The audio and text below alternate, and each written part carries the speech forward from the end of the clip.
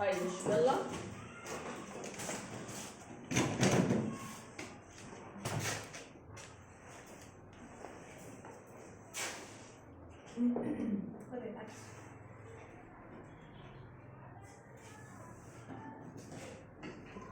هناخد دي بزاوية أحسن.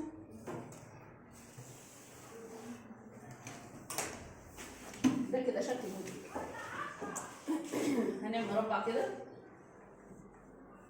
المربع ده مفتوح من الأربع اتجاهات لأن احنا مطبقين على 4.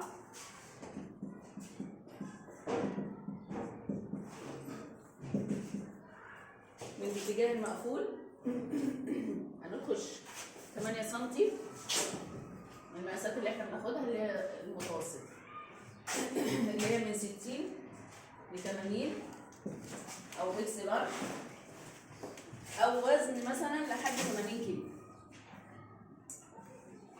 ماشي. وهناخد الدوران بتاعنا كده بتاع الخلف.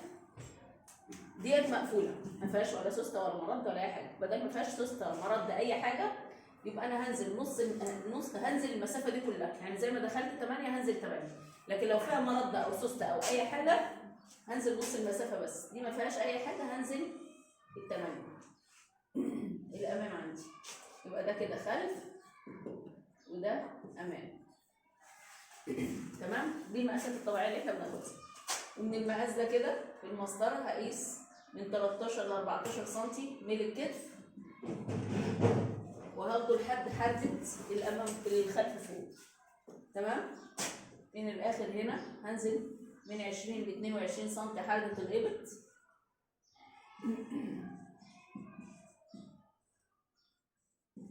وهاخد الدوران بتاعي. اخد ترسيم بسيط كده للعبايه وهنزل على واسع. لو هنا ازيد من متر يعني عندي مقاس عرض العبايه من تحت ازيد من متر اطلع 3 سم كده على ما فيش. ده المقاس الطبيعي. هنفرد القماش ونبدا نشتغل على الواجهه دي عند الامام بس. يعني الشغل كله هيبقى ايه على الامام بس. تمام. خلاص بقى كده هننفذ. انا عندي كده امام وخلف. هننفذ كده.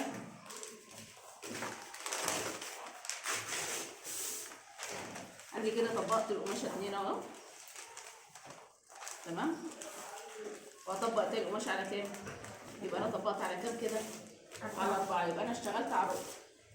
عندي الاتجاه مفتوح وعندي اتجاه مقفول. تمام. سيبي اللي في ايدك وركزي بعد كده. تمام. هدخل كده 8 سم. دي المقاسات اللي احنا قلنا عليها اللي هي اكس لارج او لحد مقاس 80 او وزن استغفر الله العظيم وزن قصدي لحد 80. ادي الخلف ادي الامام من الكتف حدة الابط الدوران بتاعي. هاخد تقسيمه العبايه بسيط كده وهنزل على ايه؟ على وسع القماش. هطلع هنا 3 سم. لو قلنا متر قدام يعني تقريبا الوسع قدام متر وورا متر. لازم اخد ال3 سم دول او ال5 سم من الاخر. تمام. وهنزل على ما فيش عشان خاطر ما تدينيش النزول من الجناب كده. تمام كده. هاتي المقص. هنقص ده العادي خالص. هنقصه وبعد كده هناخد الامام بس نشتغل عليه. يعني هنقص ده ونبدا ناخد الامام هو اللي هنشتغل عليه بس مالناش دعوه بالخلف. تمام كده. هبدا كده الخلف ميل الكتف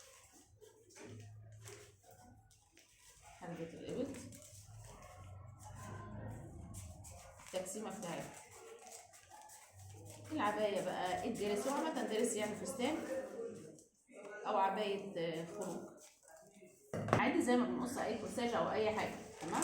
افرد كده ماليش دعوه بقى بالخلف ده خالص. ابدا اخد الامام اشتغل عليه الامام كده. عندي الموديل بتاعي لو لحد الوسط عشان بيبقى عليه حزام من النص. يعني الموديل بتاعي اللي انا خدته كده بيبقى عليه حزام من النص. فانا لازم اجي لحد دايره الوسط احدد طول الوسط كده لحد الوسط بالظبط واحدده كده. انا عندي الوسط اهو. تمام.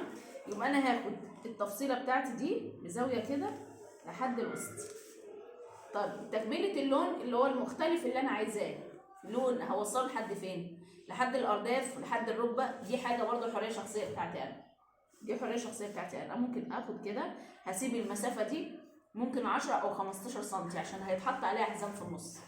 تمام، هسيب 10 15 سم وهاجي برضو بنفس الزاويه كده وهعمل كده.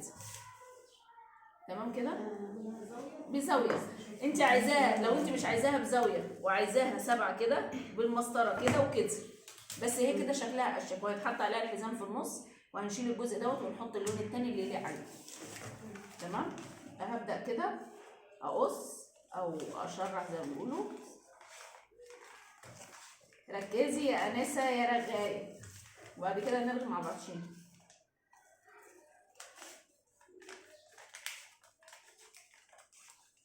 ماشي، انا كده اهي شرح. هشيل الجزء ده واحط اللون اللي انا عايزاه اللي يليق على الدريس بتاعي.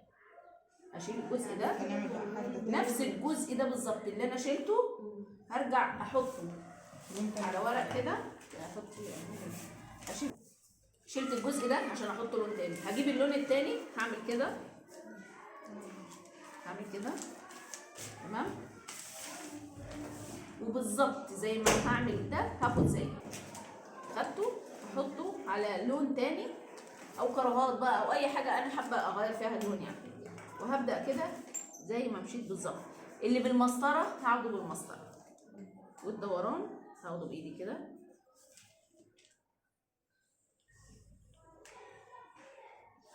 تمام، امشي واحده واحده كده.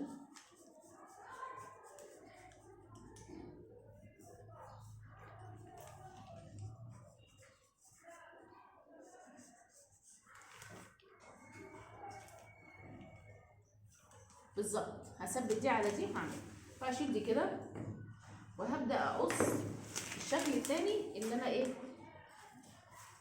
اللي انا هغيره.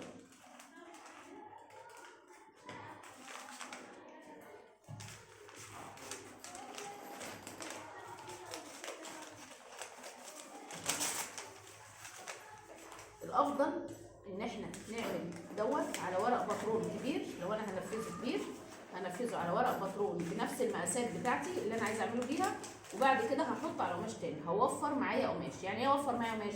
يعني اللي انا طلعتها دي عشان اخد عليها قماش تاني، طب ما دي بدل ما اطلعها قماش، لا انا ممكن اطلعها على الورق واحطها على قماش على طول. تمام كده، ممكن نستخدمها هي في اي عبايه تاني. بالظبط،